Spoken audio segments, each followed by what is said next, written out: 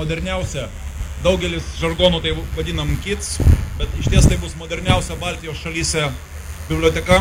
Manau, investicija yra verta mūsų šalies ambicijų, verta mūsų seniausios istorinės gilias šaknis turinčios alma mater perspektyvų. Ir aš linkėčiau, kad visa akademinė bendruomenė suvoktų tai kaip galimybę pasinaudoti tuo. Žinau, kad 24 mėnesiai yra ambicingas laikotarpis, todėl technika dūzgia net ir per kapsulės įbetonavimo ceremoniją ir galima skaičiuoti mėnesius, o galima skaičiuoti ir kitaip.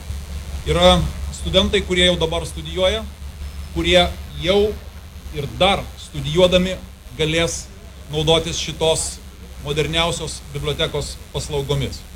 Ir galėčiau pasakyti tik tiek, perfrazuojant klasiką.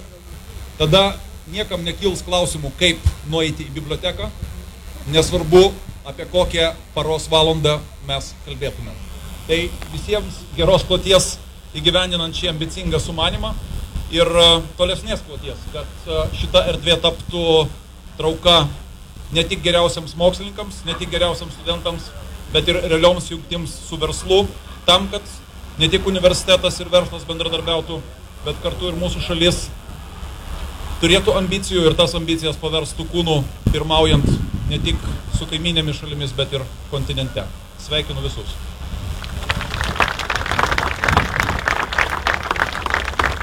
Gerbiamas ministrė, ačiū rektoriau. Dėja, pasikeitus Seimo darbotvarkei, šiandien į renginį atvykti negalėjo Lietuvos Respublikos ministras pirmininkas Andrius Kubilius. Tačiau jo vardu žodį tars ministro pirmininko patarėjas Virginijus Valentinavičius.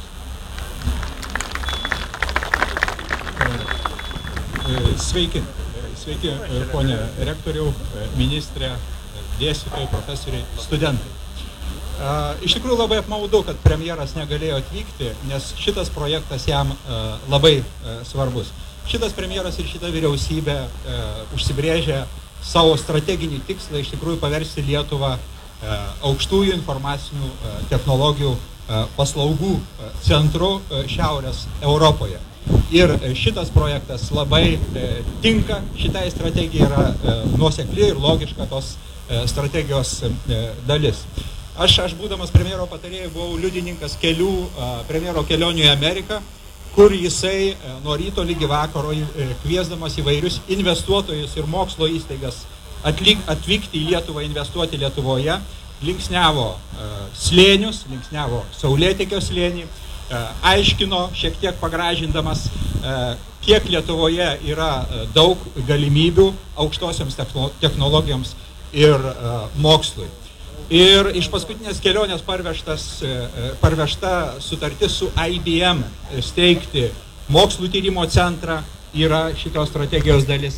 Ir parvežta istorinė sutartis su Massachusetts technologijos institutu Vilniaus universiteto taip pat yra šitos strategijos dalis. Ir be abejo, premjeras negali nesidžiaugti tuo, kas šiandien vyksta čia.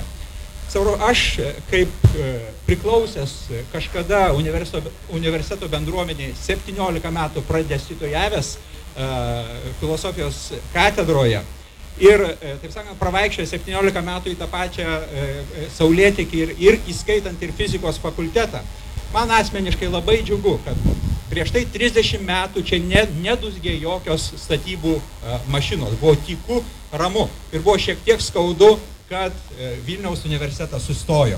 Ir tai, ką aš matau šiandien čia, man asmeniškai, kaip buvusiam universiteto bendruomenės nariui, labai džiugu. Tuo labiau, kad nauji projektai vykdomi su tokia aukšto lygio ekologinė sąmonė. Labai gerai. Ir baigdamas, dar kartą pasakysiu, taip, premjeras galbūt šiek tiek pagražina Amerikoje ir kitur, kviesdamas investuotojus į Lietuvą. Bet šitas projektas, jisai yra žingsnis link to, kad tie pagražinimai priartėtų prie tikrovės. Labai ačiū.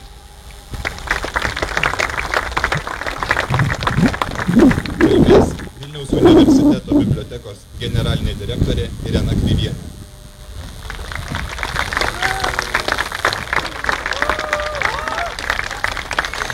Mėly kolegos, brangios kolegės, visi čia susirinkusieji.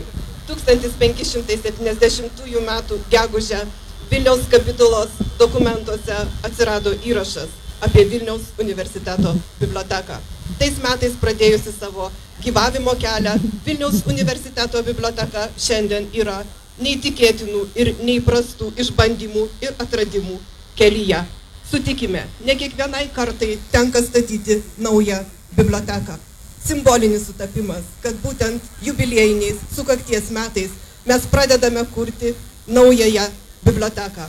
Vilniaus universiteto biblioteka išlaikiusi istorinius lūžius. Prestižinio Vilniaus universiteto biblioteka. Biblioteka sauganti pirmąją lietuvišką knygą. Biblioteka sauganti ir prisimenanti karališkus prisilietimus. Noriu paminėti, kad pirmąją kolekciją, vieną iš pirmųjų bibliotekos kolekcijų sudarė Žygimanto Augusto donacija. 20-ame amžiuje būtent mokslinės komunikacijos ir informacijos centro idėją finansiškai parėmė Švedijos karalius Gustavas XVI. Vilniaus universiteto biblioteka tai jungtis tarp istorijos, atminties ir modernumo. Mokslinės komunikacijos ir informacijos centrą kuriame ateičiai. Taigi, koks jis bus, priklauso nuo mūsų dirbančių, kuriančių ir modeliuojančių bibliotekos ateitį. Noriu pasakyti, kad naujasis pastatas, bent jau mūsų svajonėse ir vizijose, turėtų tapti atviru, lanksčiu, pakankamai draugišku vartotojams ir atviru visą parą kiekvienam, kuris norės ateiti čia ir susirasti informacijos, o galbūt tiesiog pabendrauti su artimais bičiuliais ar pasikalbėti apie savo mokslinės įžvalgas. Pastate bus mokslinės komunikacijos centras, daug bendravimo, moksliniam bendravimui, apsikeitimui mintimis erdvių.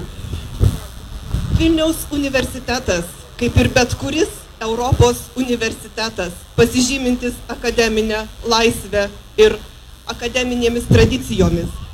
Kiekviename Europos universitetinėme miestelyje mes matome ką? Pirmiausia, dviračių jūrą. Neatsitiktinai šiandien šitie vaikinai ir merginos, minantys dviračius, generuoja energiją maitinančią mikrofoną. Tikimės, kad mokslinės komunikacijos ir informacijos centras prisidės prie akademinių tradicijų, akademinės dvasios kūrimo šitame regione, tai yra Saulėtekio slėnyje.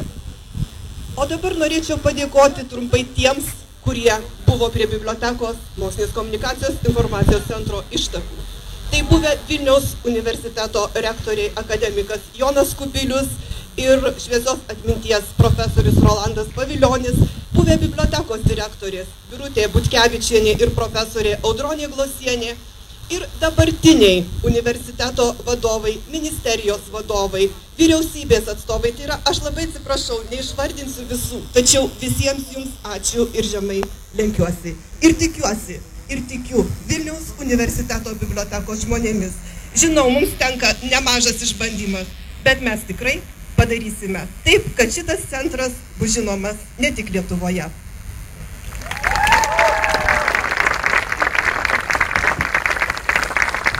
Ir taip pat buvo paminėta daug skaičių, bet vienas skaičius galbūt nebuvo paminėtas, kad šitoje bibliotekoje bus saugoma arti 2 milijonų spaudinių.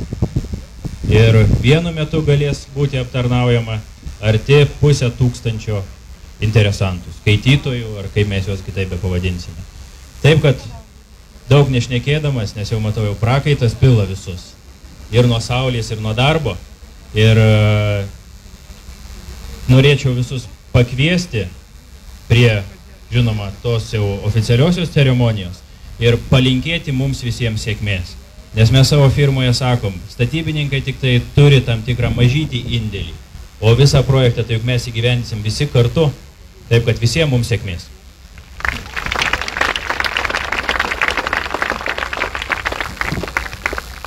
Ačiū visiems už šiltus ir gražius sveikinimus. Ir dabar pagrindinis šios dienos akcentas – laiškas ateities kartoms, kurį pasirašys visi sveikinusieji. Yra ant specialiai šiai progai išlieto popieriaus surašytas bei pasirašytas laiškas bus įdėtas į kapsulę, kuri bus įbetonuota į naujos bibliotekos pamatus. Antrą egzempliorių saugos Vilniaus universiteto biblioteka.